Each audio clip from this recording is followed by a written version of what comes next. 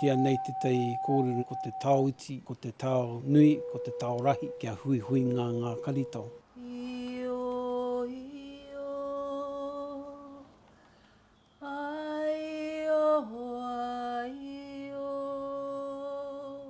I tīmata te hanga i taku karitau tuatahi i te 2008.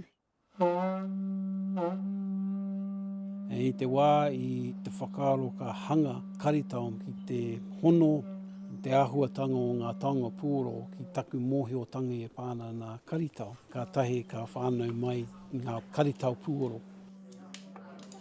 Mā wetahi atu, he mahi mākutu i wera o nā āhuatanga. Engari te painga ki au nei, he me āwhina mō te wharepuhi.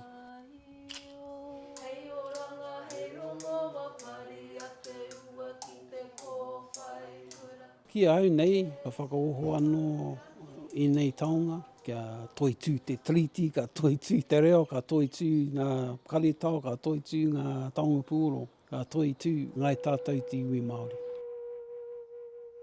E pāna te tohu nei, ia pai ki taku manawa. Engari ki au nei, ka mahi a te mahi aha te aha, kauri te tino whai tohu.